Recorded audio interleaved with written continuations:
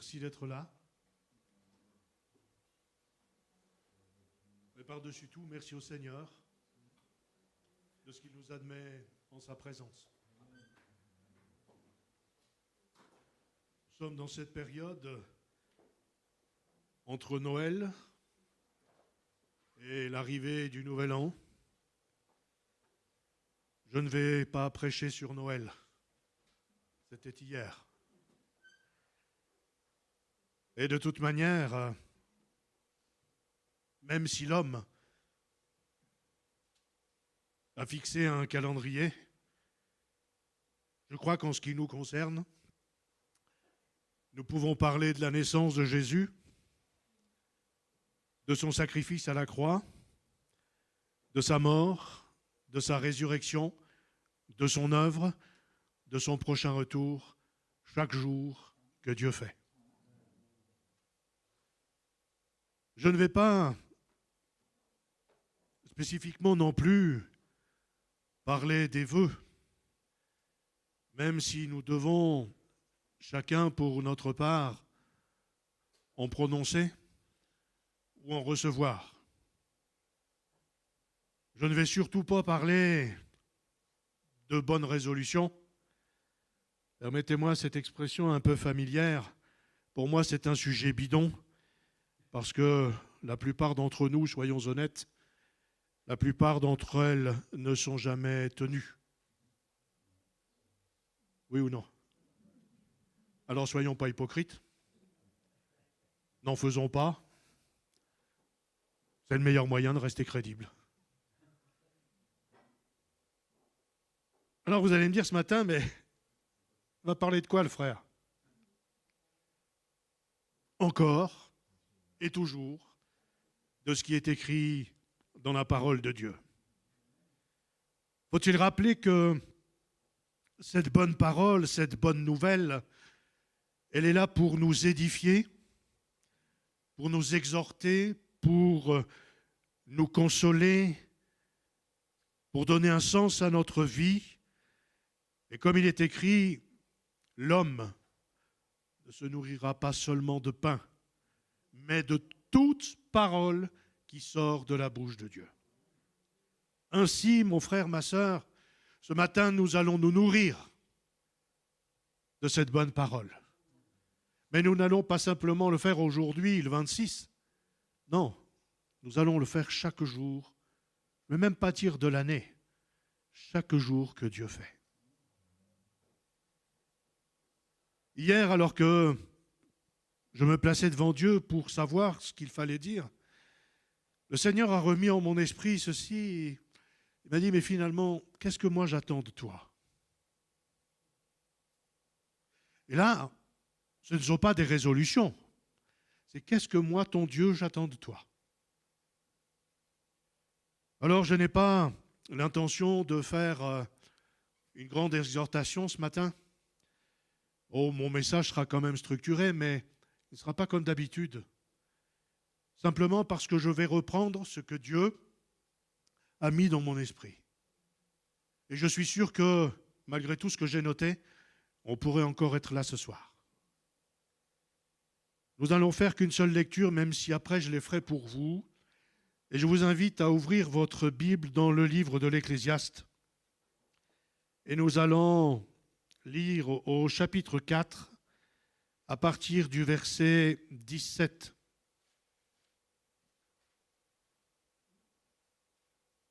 Ecclésiaste chapitre 4, verset 17. Je vais lire dans la version Parole de vie, qui est certainement différente de la version second. L'intitulé est celui-ci, « Il vaut mieux ne pas faire trop de promesses à Dieu ». Waouh! Attention à ce que tu fais quand tu vas à la maison de Dieu. Vas-y pour écouter. Cela vaut mieux que d'offrir des sacrifices comme les sots. En effet, ils ne savent pas qu'ils agissent mal. Ne parle pas trop vite et ne te dépêche pas de faire des promesses à Dieu, car Dieu est au ciel, toi tu es sur la terre, donc parle peu. Quand on a trop de soucis, on fait des rêves Et quand on parle trop, on dit des bêtises. Si tu fais une promesse à Dieu, tiens-la vite, car Dieu n'aime pas les sots. C'est pourquoi accomplis ce que tu as promis. Il vaut mieux ne rien promettre que de faire une promesse sans la tenir. Amen. Selon la version que vous avez sous les yeux, ou quand vous regarderez dans les diverses versions, il est parlé de promesses, il est parlé de vœux, il est parlé de serments, etc. Et c'est vrai que dans le cadre des conversations qu'on peut avoir les uns avec les autres, ou en tout cas avec ceux qui nous côtoient au quotidien, combien de fois on a pas entendu « Non mais je te jure, je te jure !» Moi quand j'entends ça, ça me reste les poils, parce qu'en général, quand on me dit ça, j'ai plus confiance.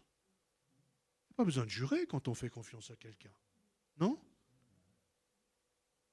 Et puis quand nous émettons des vœux, quand nous faisons des promesses, quand nous faisons un pacte, un serment, il faut toujours se rappeler que ce n'est pas simplement vis-à-vis d'un homme que l'on le fait, d'une femme. On le fait avant tout vis-à-vis de Dieu. Non ? L'apôtre était capable de dire « Ce n'est plus moi qui vis, c'est Christ qui vit en moi ». À partir du moment où je fais une promesse, même si je la fais à quelqu'un qui est proche de moi, je la fais d'abord devant Dieu. Dans la méditation hier, Dieu me rappelait et disait « Surtout, si tu fais une promesse, d'abord tu ne te hâtes pas, tu réfléchis à ce que tu vas promettre, mais surtout, tu tiens ta promesse. »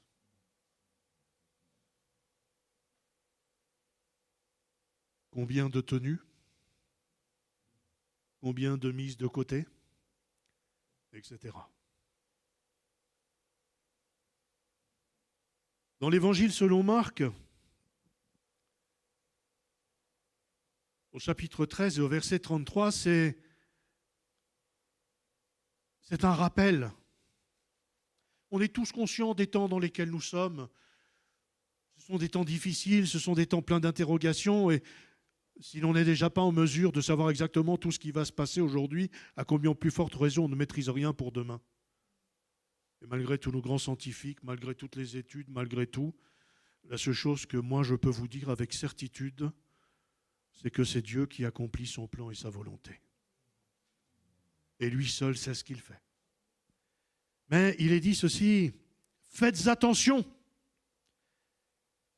Faites attention, en effet, vous ne savez pas quand ce moment viendra. Dieu seul connaît le moment de la fin. Dieu nous rappelle que nous devons être attentifs. Pourquoi ? Parce que Jésus revient. Amen. Il revient. Faites attention, parce que vous ne savez ni le jour, ni l'heure, ni à quel moment cela va venir. Petite question. Combien de fois par jour, par semaine, par mois, par année, vous êtes en train de vous dire que Jésus revient ? Dans vos prières quotidiennes, est-ce que vous dites « Seigneur, je te bénis parce que tu reviens » ? Ou est-ce que nous sommes tellement pris par tout ce que la vie met devant nous qu'on en oublie l'essentiel ? Dimanche dernier, je parlais de l'espérance. Amen. Je ne parle pas d'espoir, hein, non. Je parle d'espérance. C'est l'espérance en Jésus qui nous fait vivre. Et c'est l'espérance en Jésus qui nous fait dire encore ce matin, Seigneur, donne-moi de faire attention, je sais que tu reviens, mais donne-moi de faire attention. Parce que si moi je ne connais ni le jour, ni l'heure, ni le moment de la fin, toi tu sais, mais moi je veux être prêt. Alors fais attention. Après, je vais être un petit peu rabat-joie, je sais, c'est aussi dur pour moi, hein. Je peux vous le dire. Mais dans l'Évangile selon Luc, il y a un verset qu'on connaît par cœur, qu'on n'aime pas trop, mais il est là. Luc 21, 36, « Veillez donc et priez en tout temps. » Veiller, c'est déjà difficile. Hein. On sait que même les disciples, et là, je ne leur jette pas la pierre. Le Seigneur leur dira, « Vous n'avez donc pas été capable de veiller même 1 heure avec moi. » Alors si les disciples, à côté de Jésus, ne l'ont pas fait, Seigneur, donne-moi ta grâce et la puissance de ton esprit pour que moi je puisse essayer de le faire. Mais veillez et priez en tout temps. Pourquoi ? Afin que vous ayez la force d'échapper à toutes ces choses qui arriveront et de paraître debout devant le Fils de l'homme. Et là, ça m'a ramené à toutes les prédications que nous avons entendues de la part de Christophe, Pierre-André ou autres. Veillez, priez, afin de paraître debout devant le Fils de l'homme. Hier, le Seigneur me disait, Thierry, tu dois veiller. Thierry, tu dois prier. Et vous, mon frère, ma sœur, est-ce que vous le faites? Les temps vont être de plus en plus difficiles. Et si nous voulons rester debout, il est écrit que nous devons veiller et que nous devons prier. Maintenant, si Luc était capable d'écrire ces choses, Matthieu va aussi donner une précision. Lorsque vous priez, ne soyez pas comme les hypocrites qui aiment à prier debout, au coin des rues, dans les synagogues, en élevant la voix. Tout ça pour être entendu, pour être vu des hommes. L'évangéliste dira, vous savez, ils ont déjà reçu leur récompense, hein, ils ont été vus, ils ont été entendus. Et comme disait mon grand-père, qui a été pasteur quasi toute sa vie, il disait le problème, c'est que leur prière n'a pas dépassé le plafond. Ah oui, ils ont été vus et entendus. Mais comme il n'y avait pas la sincérité dans les mots qu'ils exprimaient, la prière n'est pas montée jusqu'à Dieu.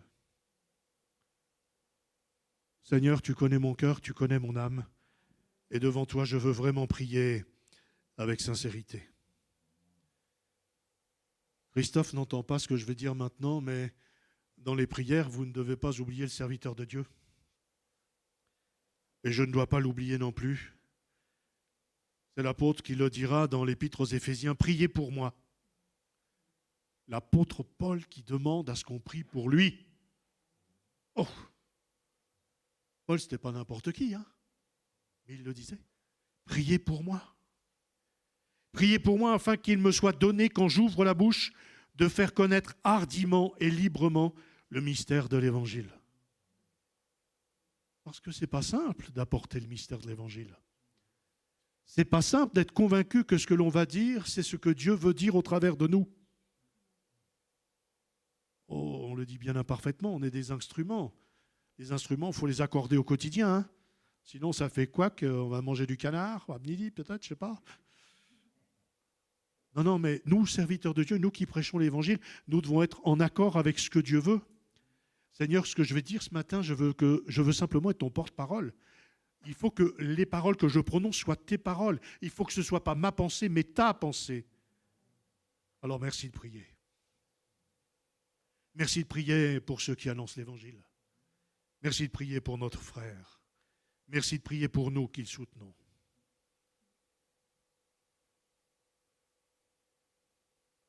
On est tous costauds, hein? Non? Vous avez le droit de dire oui, hein? On est tous forts, non? Oui. C'est pourquoi celui qui se croit solide, qui se croit fort, qui se croit debout, doit faire attention de ne pas tomber. Eh oui, 1 Corinthiens chapitre 10. Seigneur, je ne juge pas ceux qui sont tombés. Seigneur, je ne juge pas ceux qui se sont arrêtés sur le chemin. Seigneur, je ne juge pas ceux qui sont en difficulté encore aujourd'hui. Je prie pour eux. Je leur tends la main. Je leur adresse une parole. J'essaye de les soutenir du mieux que je puisse le faire. Ça, c'est la pensée de Dieu. Mais je me rappelle aussi ce qui est écrit. Que même si le juste tombe, l'Éternel le relève. L'Éternel le pardonne. L'Éternel le vivifie afin qu'il soit apte à reprendre la marche. Il faut néanmoins faire attention parce que finalement, plus on se croit fort, la réalité, c'est que plus on est faible. Que vous dire encore ? Ayez du zèle et non de la paresse. Romains 12, 11.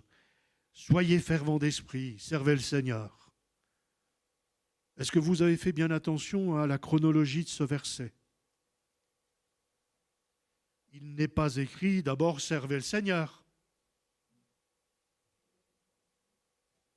Je vais encore citer mon grand-père. Quand un jeune venait vers lui pour lui dire « Frère, j'ai l'appel !» Il le regardait et lui disait « Est-ce que tu as aussi la pioche ?» Et je peux vous dire, il s'appelait Boudéenne. quand il disait « j'ai la pioche », il savait ce qu'il disait. Parce qu'il continuait, il disait au frère « t'as la pelle ?» Ouais. Demain matin à 6 heures, tu es devant la maison, tu viens avec tes habits de travail et on y va. Ah oui frère, on va où? Tu m'as dit que tu avais la pelle. Il fallait aller refaire les murs de telle ou telle église. Il fallait aller faire du béton pour en construire une autre. T'as la pelle? Oui. La pelle, c'est pas simplement l'estrade. Hein. T'as la pelle? Viens me prouver que tu as aussi la pioche. Ah oui, mes frères, le Seigneur m'a appelé à le servir. Oui, ben, commence par ça. Ayez du zèle et non de la paresse. Soyez fervents d'esprit, servez le Seigneur. Pour pouvoir servir le Seigneur, il faut qu'on prouve au Seigneur que nous sommes zélés pour lui. C'est pas simple, hein? Et puis, par-dessus tout, il faut être fervent d'esprit. Seigneur, je veux te servir, oui. Alors, remplis-moi de ton esprit. Mais donne-moi aussi du zèle pour ton œuvre. Pas simplement pour le service, pour ta maison, pour mon frère, pour ma sœur. Parce que si je ne suis pas zélé pour la maison de Dieu, pour mon frère ou pour ma sœur, comment est-ce que je pourrais être zélé pour son service et comment est-ce que je pourrais mettre en évidence que le Saint-Esprit a autorité sur ma vie?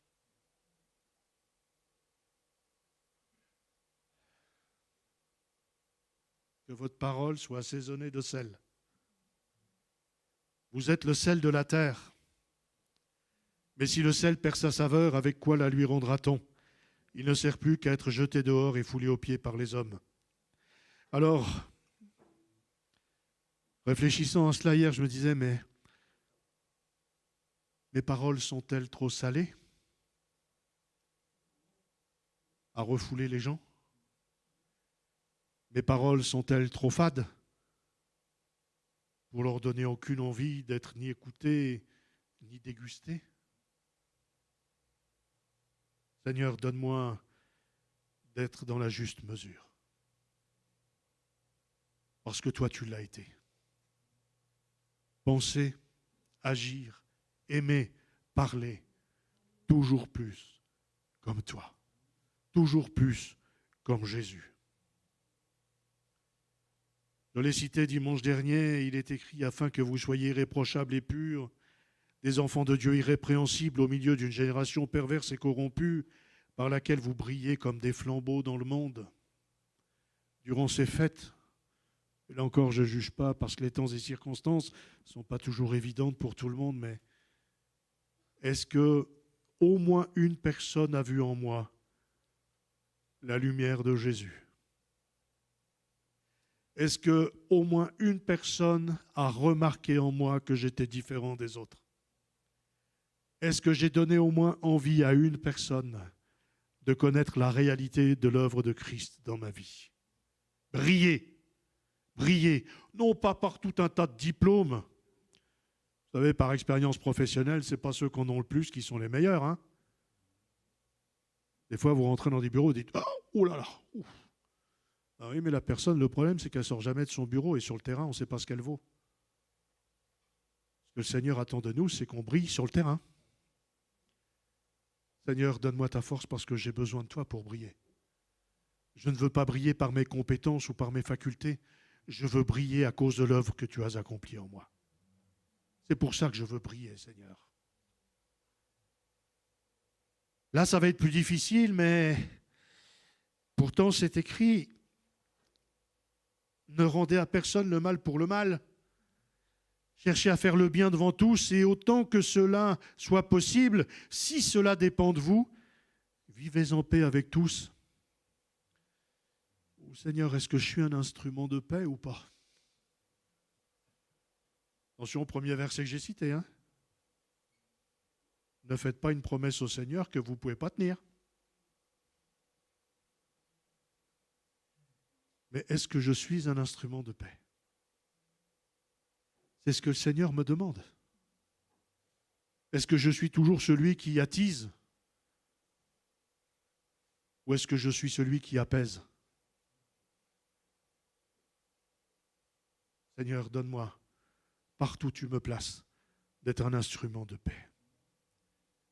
Et dans mon couple, dans mon foyer, dans ma famille, dans mon entourage, autant que cela dépend de moi, Seigneur.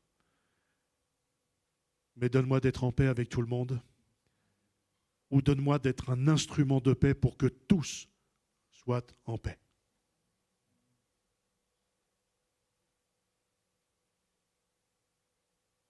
On connaît tous la chanson « Travailler, c'est trop dur ». Le travail, c'est la santé. Faut-il encore l'avoir? J'aime beaucoup la parole de Dieu parce que il y a beaucoup de références au travail. Et il y a ce texte, quel que soit votre travail, mettez votre cœur et votre âme dans tout ce que vous faites, comme si c'était pour le Seigneur et non pour des hommes. Monsieur Untel, vous allez faire ça. Oh ben non, pas encore. Et si c'était le Seigneur qui vous le demandait? Oui, oui, Seigneur, bien sûr. Le témoignage, c'est de faire ce qui plaît au Seigneur. Le témoignage d'un chrétien, c'est justement de faire ce que les autres ne veulent pas faire. Pas simple, hein? On y va reculons. Mais quel que soit votre travail, mettez votre cœur et votre âme dans tout ce que vous faites, comme si c'était pour le Seigneur. Vous n'allez sûrement pas toucher un billet de 1000 supplémentaire, vous n'aurez peut-être jamais de remerciement, on ne fera peut-être aucun cas de vous, humainement parlant. Mais là, il y a toujours un texte qui résonne. Toutes les fois que vous avez fait ces choses à l'un de ces plus petits, c'est à moi que vous les avez faites, dit le Seigneur. Alors je ne vais peut-être pas être honoré des hommes, peu importe. Peu importe. Je sais que je vais être honoré de la part du Seigneur. Ça ne va pas être simple, mon frère, ma soeur. Hein? Ah, ça ne va pas être simple. Toutes les tâches ne vont pas nous plaire. Mais ce que je dois faire, je vais le faire comme si c'était pour Jésus. Comme si c'était pour Jésus.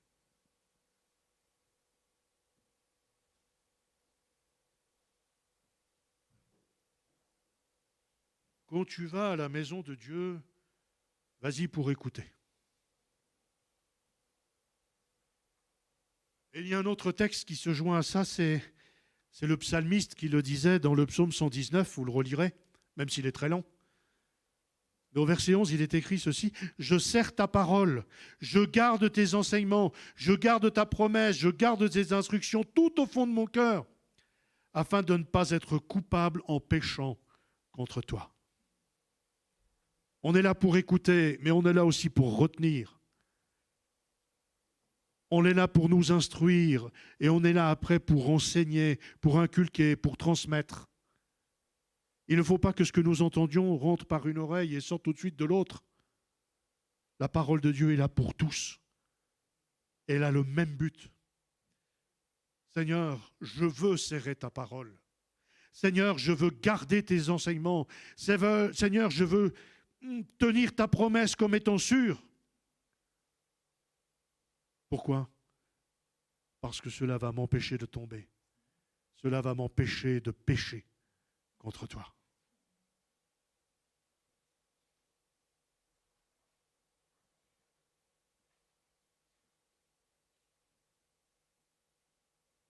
Je vais le redire parce que je sais, même si je ne vous connais pas tous, de la meilleure manière qu'il soit, mais il y a toujours quelque chose qui manque dans nos cœurs. On est toujours en train d'attendre quelque chose, d'espérer. Non? Je ne veux pas dire de la chance parce que je ne crois pas à la chance, mais c'est bien si toutes vos prières sont exaucées. Amen. C'est bien.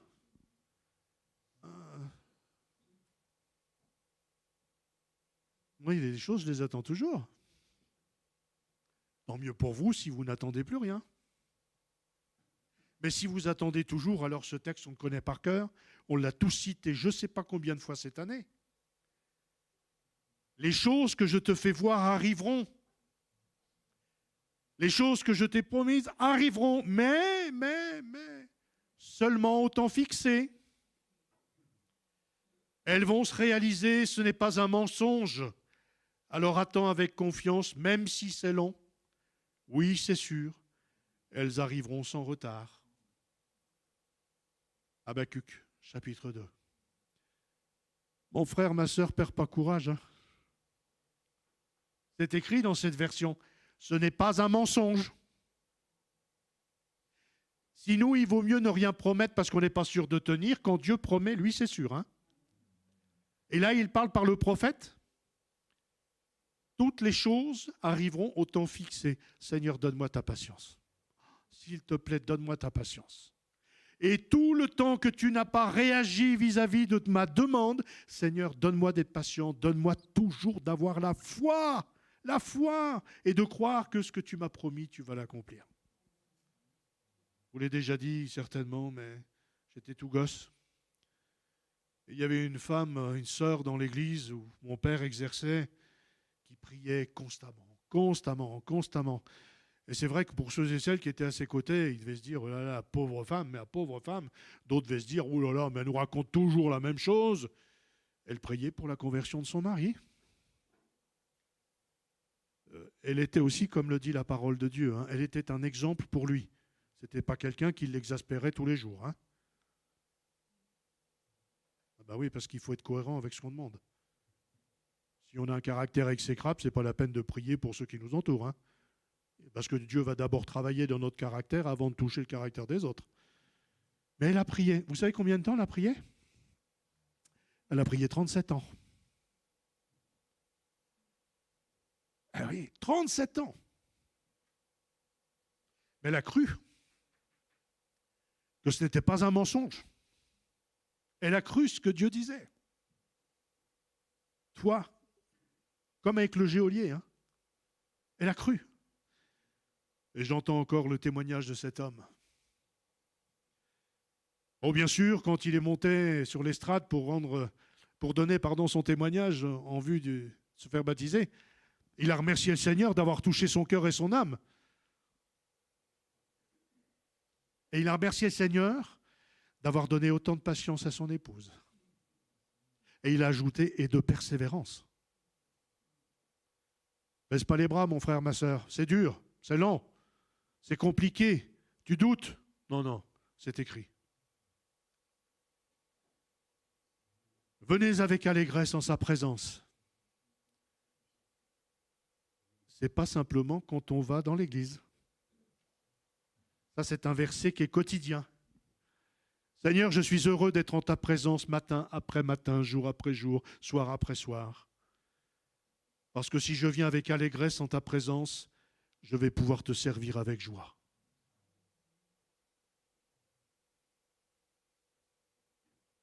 Vous savez pourquoi je ne vais pas vous parler des résolutions? Parce que la Bible en parle. Mais tout le monde ne s'appelle pas Daniel. Ou bien certains aimeraient s'appeler Daniel, mais sans vivre toute cette histoire. Daniel prit la ferme décision, la ferme résolution de ne pas se souiller. Ouf. Oui, on sait ce qui s'est passé. Il n'a pas mangé les mêmes choses. Ah, mais il n'y a pas eu que ça. Hein. Prendre une résolution de ce type, ça veut aussi dire qu'il y a la fosse au lion. Etc., etc. Tout le monde ne s'appelle pas Daniel. Mais Seigneur, aide-moi, surtout, même si je ne te fais pas la promesse, je veux au moins essayer, avec ta grâce, de ne pas me souiller. Maintenant, on le dit toujours, Seigneur, je veux être là où tu le veux. Non? Oui. Pour faire ce que tu veux, comme tu le veux, avec qui tu veux. C'est ce qui est arrivé à Chama. C'est étonnant, mais le Seigneur le voulait au milieu du champ de lentilles.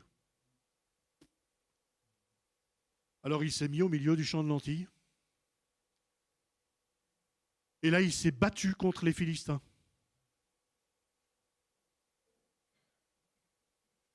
Certains de son peuple avaient déjà pris la fuite depuis bien longtemps, comme d'habitude, je vais dire. Mais pas lui. Il battit les Philistins et Dieu accomplit ainsi, par lui, une grande délivrance. Et vous savez pourquoi? Parce qu'il était au milieu du champ et que ce champ appartenait au Seigneur. Il a voulu défendre l'honneur de Dieu. Des fois, vouloir défendre l'honneur de Dieu, ça veut dire aussi qu'on se retrouve tout seul. À la vue de tous, sans défense.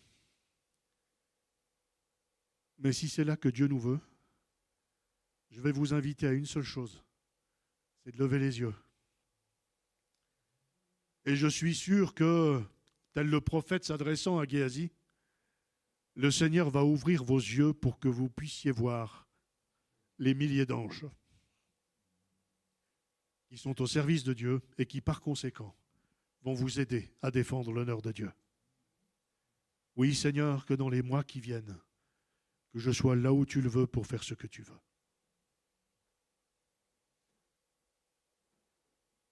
Obéir au Seigneur. Je l'ai relu, je l'ai re-relu durant bien des années, ce texte. Enfin, Seigneur, on a pêché toute la nuit. On a acheté le filet des deux côtés. Ah oui, oui, mais jette ton filet. Oh, Seigneur, jette ton filet. Ah, obéir au Seigneur, c'est pas toujours simple, hein, surtout quand on a eu l'impression d'avoir fait tout ce qu'il fallait faire. Obéir à la voix du Seigneur. Seigneur, j'ai toujours travaillé, j'ai rien fait, j'ai rien pris. Seigneur, j'ai toujours témoigné, mais j'ai vu personne venir à l'église. Qu'est-ce que t'en sais? Moi, je l'ai dit et je le maintiens, je vous le redis ce matin. On sera surpris de voir tous ceux que nous allons retrouver au ciel. Pourquoi? Parce que si c'est vous qui semez, c'est le Seigneur qui arrose. C'est le Seigneur qui fait germer. Et pour finir, c'est le Seigneur qui va récolter. Alors ne désespérez pas. Si Jésus vous dit jette ton filet, vous verrez que les poissons viendront. Si le Seigneur vous dit de semer, même si c'est sec, mettez la graine, laissez-le faire. Obéir à la voix du Seigneur. Seigneur, tu me demandes aussi d'exercer l'hospitalité, d'être généreux. Tu me demandes de ne pas oublier l'hospitalité. Ah oui, mais attends, Seigneur, non. Tu sais, celui-ci ou celle-ci, oh là là. Ben oui, mais qui sait si ce n'est pas un ange? Oh non, Seigneur, ce n'est pas un ange. Oui, mais justement, parce que ce n'est pas un ange, c'est à lui et pour lui que tu dois exercer l'hospitalité. Oh Seigneur, là, tu es dur. Eh oui, mais est-ce que j'ai été dur avec toi? Tu crois que quand j'ai posé mon regard sur toi, tu étais un ange? Tu crois que quand je t'ai vu dans ton péché, tu étais meilleur que les autres?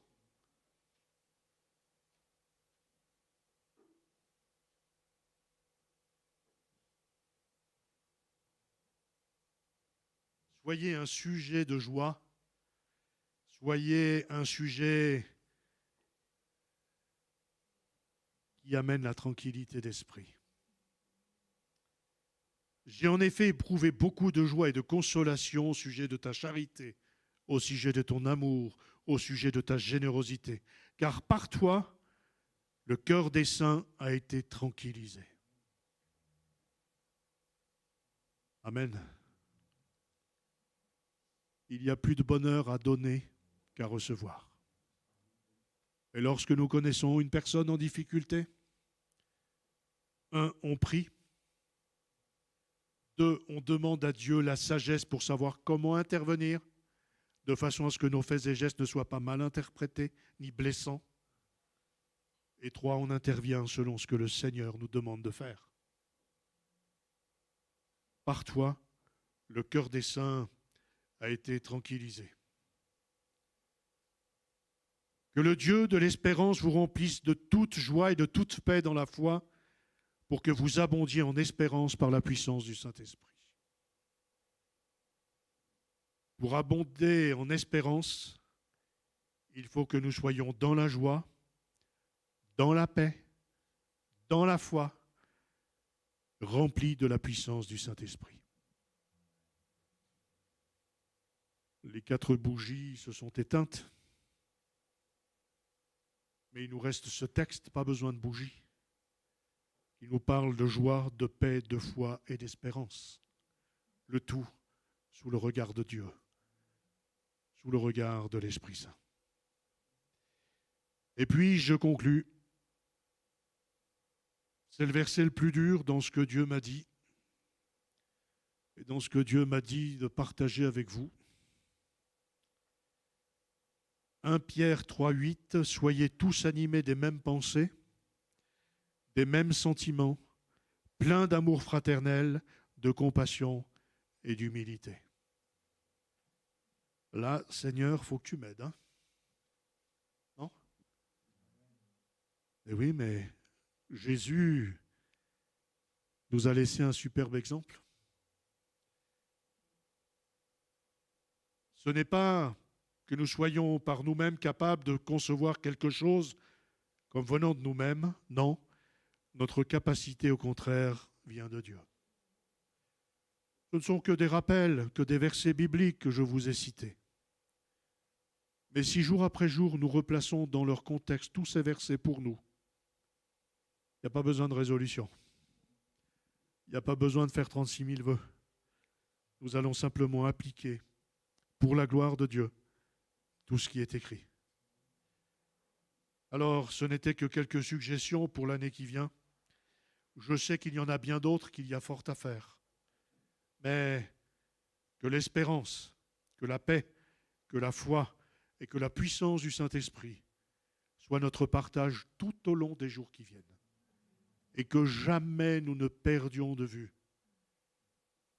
que ce n'est plus nous qui vivons, c'est Christ qui vit en nous, que son nom soit béni.